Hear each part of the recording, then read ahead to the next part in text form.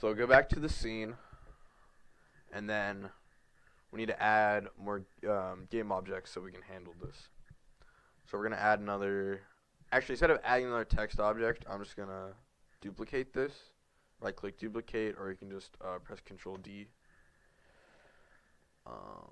Drag that over here, and I'll rename it to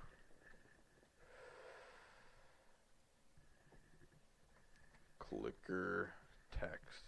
So I'm deciding to name my item, the first item, clicker, which is what which I believe what clicker itself does. Just for simplicity's sake, you can name it whatever you want. For text, I'm gonna set the default text to clicker.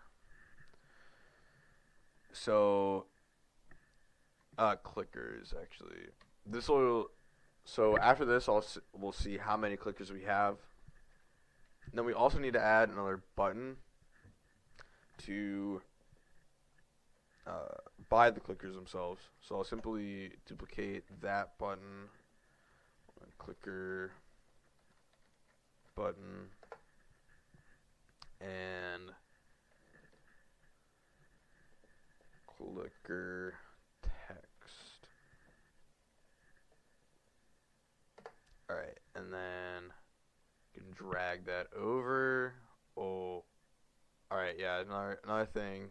Now we're simply changing the child of the object. We actually need to, that's unfortunate. Alright, there we go. We simply need to, we actually have to change the whole object. Drag it all over here. And we'll set the default text to by clicker. And then in these parentheses, we'll show the price. And I'll just make this a little smaller. And yeah, just in case the price gets too large, then it's fine.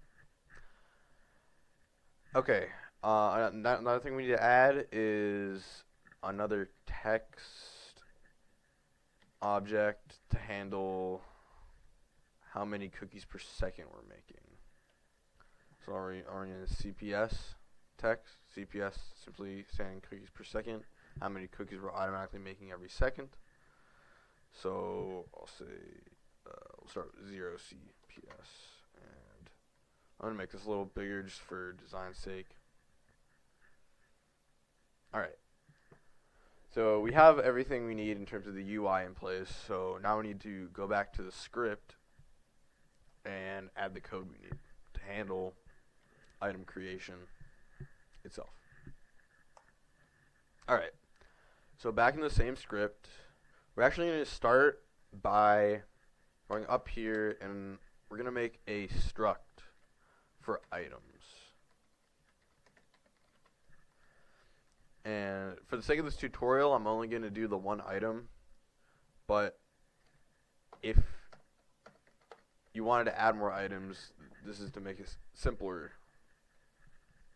in the future.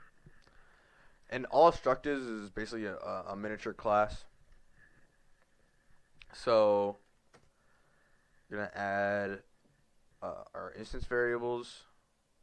So public int number, so that how many of the item there is. Public int price, how expensive it is. Public int multiplier, which is